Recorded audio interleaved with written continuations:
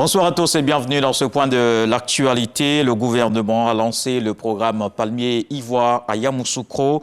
Cela entre dans le cadre du projet des chaînes de valeur compétitives pour l'emploi et la transformation économique. Le programme est soutenu par la Banque mondiale à hauteur de 108 milliards de francs CFA.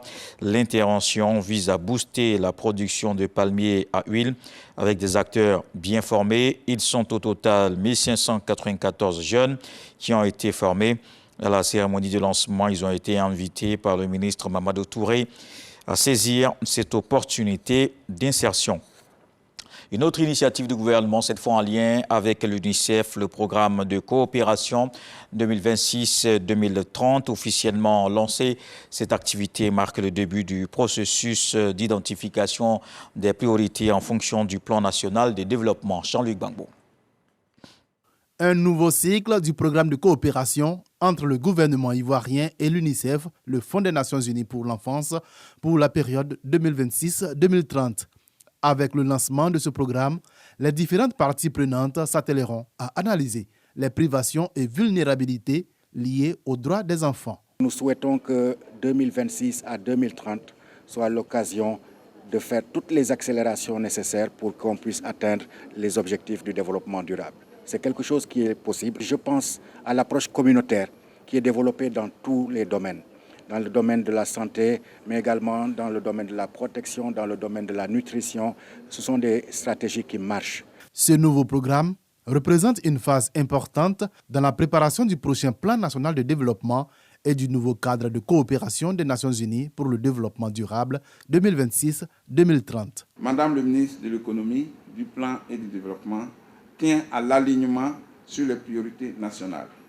C'est pourquoi la planification de ce nouveau programme de coopération intégrera les leçons apprises de la revue à mi-parcours, de l'efficacité du programme de coopération 2021-2025 et celle du PND 2021-2025. Les échanges qui ont meublé les travaux de ce lancement contribueront à une appropriation de ce processus par l'ensemble des acteurs. La mise en œuvre du précédent programme de coopération Côte d'Ivoire-UNICEF 2021-2025 a permis de réaliser plusieurs résultats probants, notamment dans les domaines de la santé infantile, de l'eau, de l'assainissement et de l'hygiène. Et voyons maintenant la politique de transformation des produits locaux qui est en marche dans le Nord. À Odiéné, une usine de transformation de noix de cajou est ouverte. Un investissement de 10 milliards de francs CFA. L'usine a une capacité de 15 000 tonnes par an et va employer 840 personnes, dont 80% de femmes. L'usine est inaugurée par le ministre d'État, ministre de l'Agriculture, Kobena Kwasi Adjoumani, et le ministre du Commerce, de l'Industrie et de la Promotion des PME, Souleymane Diarasouba. Dans le reste de l'actualité, en République démocratique du Congo, l'opposition est toujours désunie autour du choix du chef de file et porte-parole, un poste prévu depuis 2007 mais qui n'a jamais vu le jour à cause de ces divergences. C'est le camp de l'opposant Moïse Katumbi Chapwe qui a relancé la procédure mais a été retardé par Martin Fayoulou dont la coalition avait boycotté les législatives. Le porte-parole est désigné par les députés et sénateurs de l'opposition au sein du Parlement. Il a rang de ministre d'État et gère un budget annuel de centaines de milliers de dollars. Au Rwanda, c'est l'ouverture de la campagne électorale ce samedi 22 juin, 3 semaines de campagne avant les scrutins présidentiels et législatifs du 15 juillet prochain.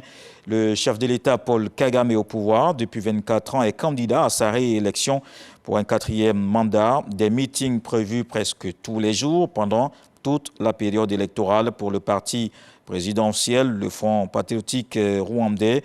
Le député Frank Habineza, fondateur du Parti vert démocratique, seule formation politique d'opposition, est en campagne dans la capitale, Kigali.